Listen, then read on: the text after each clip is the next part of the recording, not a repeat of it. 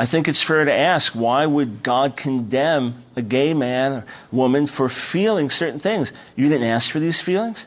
As far as you know, you've had them all your life. It's as natural for you to be homosexual as it is for me to be heterosexual. It's not fair. I didn't have to become homosexual to be a follower of Jesus. Why do you have to become heterosexual to become a follower of Jesus? It's a great question. First, let me make clear, God's not condemning you for how you feel. You can be struggling, you can have desires. He's not condemning you for that. In fact, he's standing with you to help you. And there is a better way. Look, some people are just prone to violence. They didn't ask for it. They're prone to violence. Children of alcoholics grow up, a high percentage of them become alcoholics. What do I tell the pedophile? And I'm not equating your sin with pedophilia, but what do you tell the pedophile who says, I've always been like this. I've always been attracted to kids. It's not fair. I can't have a relationship with a kid. You can have a relationship with who you want. We tell them the way you feel does not dictate what's right and wrong. The way you feel is not the measure of morality. We've got to go back to the scriptures. And then God can change you.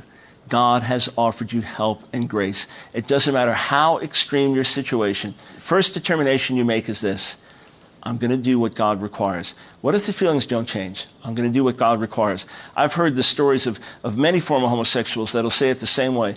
I made a decision when I realized it was wrong in God's sight.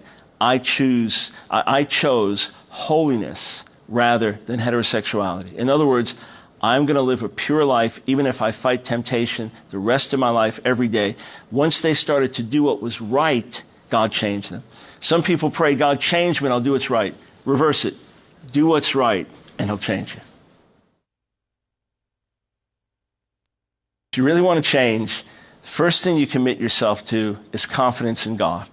You may have struggles. You may fall short. You may hit some walls. You may disappoint yourself. Put your trust in God that he is going to carry you through. That's the first thing. Second thing, find out what pleases him and give yourself to that. Spend quality time with him. You become like the people you hang out with.